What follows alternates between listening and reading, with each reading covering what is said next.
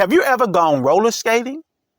Whether you're gliding across a smooth rink floor or rolling down a sunny sidewalk, there's a feeling of freedom like you're riding the wind.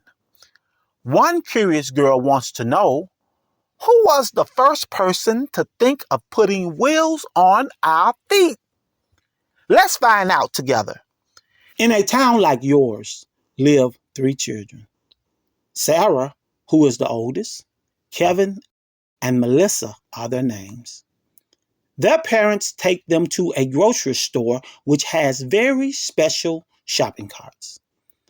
If a child is respectful, obedient to their parents, does their best in school, and is respectful of others, the shopping carts take them to places they imagine.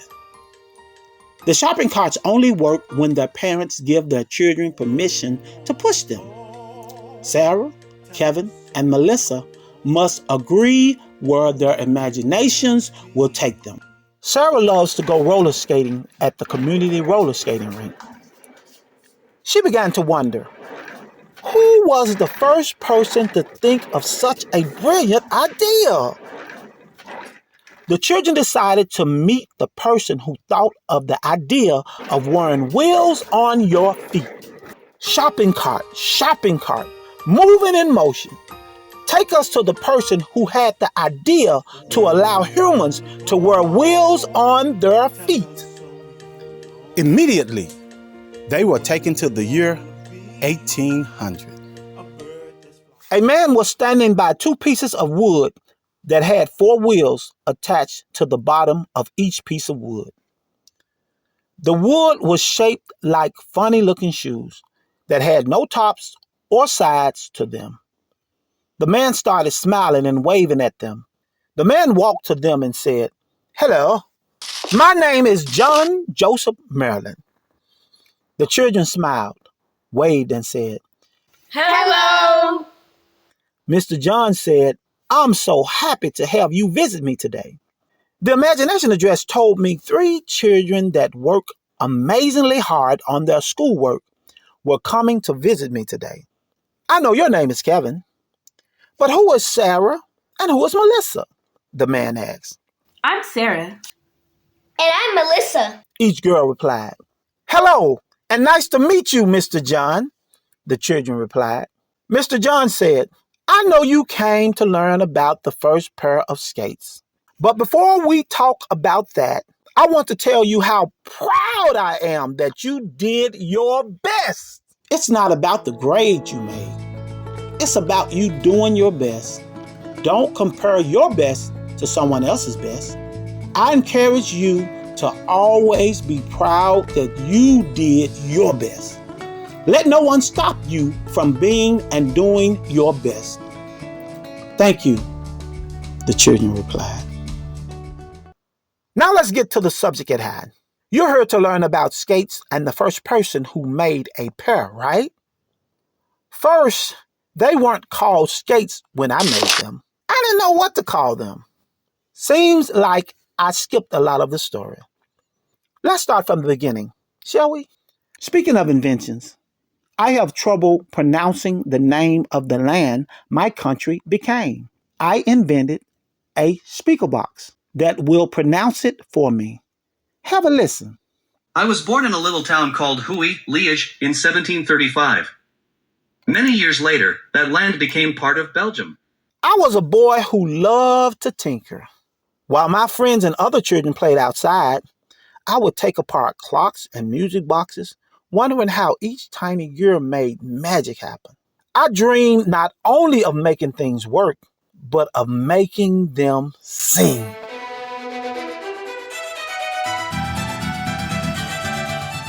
That's why after receiving the letter from the imagination address, I was so excited and happy you were all coming today. You remind me so much of myself.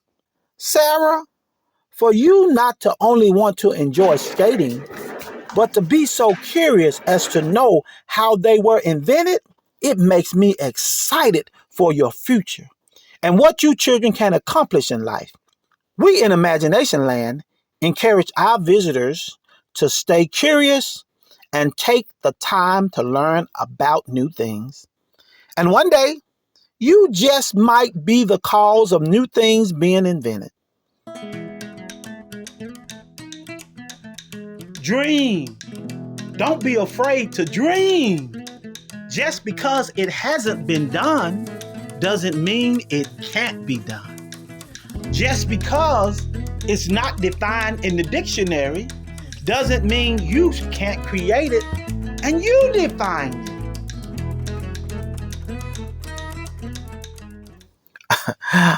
Sorry.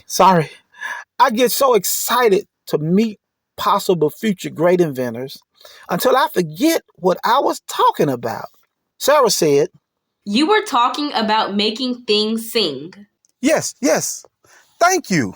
Years later, in 1760, I moved to London, England, where the streets buzz with ideals and invention. My workshop smelled of wood, brass, and oil.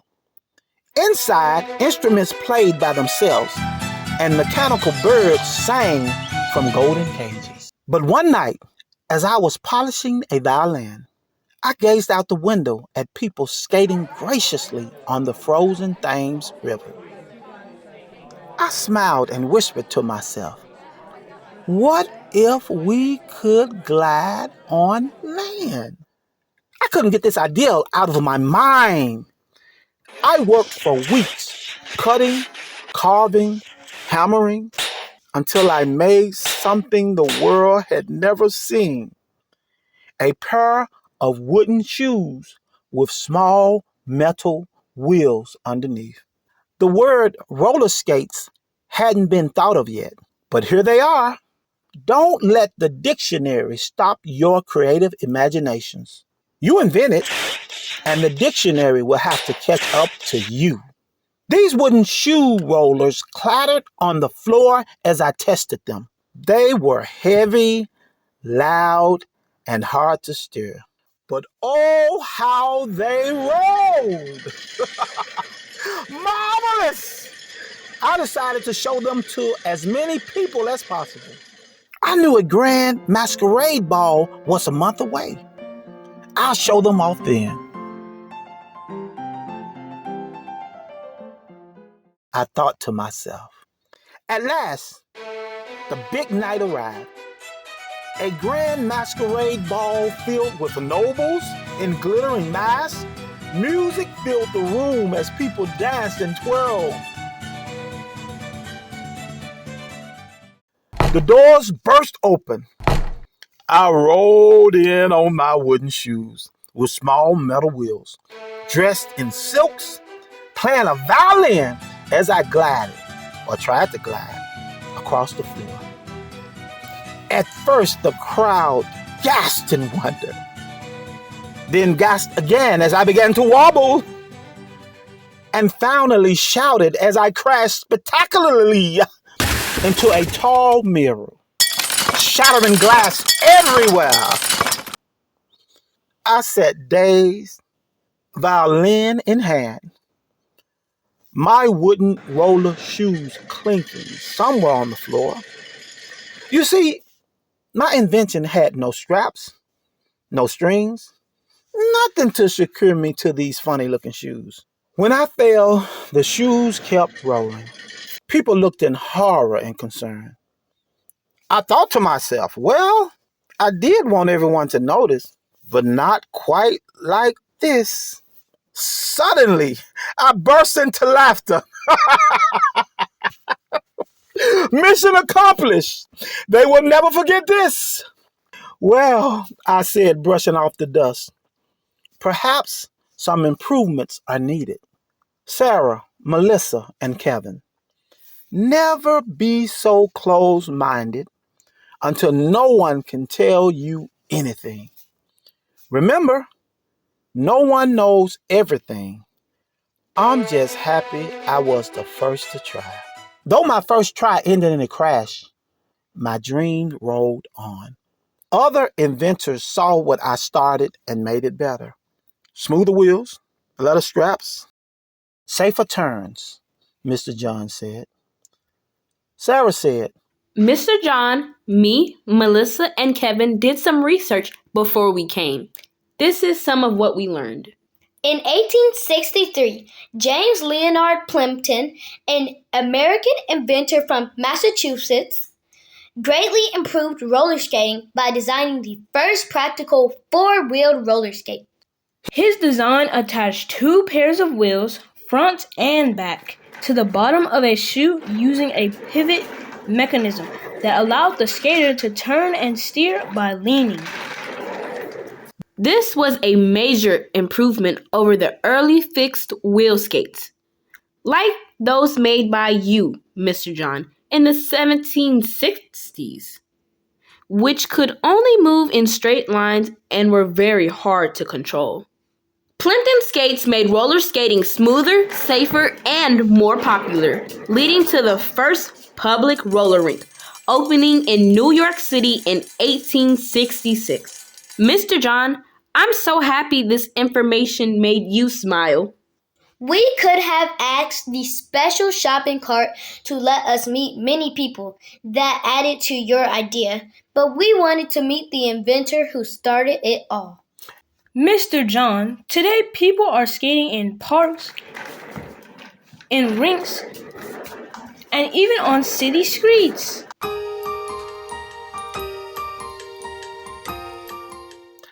All because you dared to imagine gliding on wheels. Time to go, children. Time to go. We must go. I hear our parents calling us.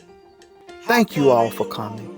It's truly wonderful to hear the joy roller skating brings to so many people.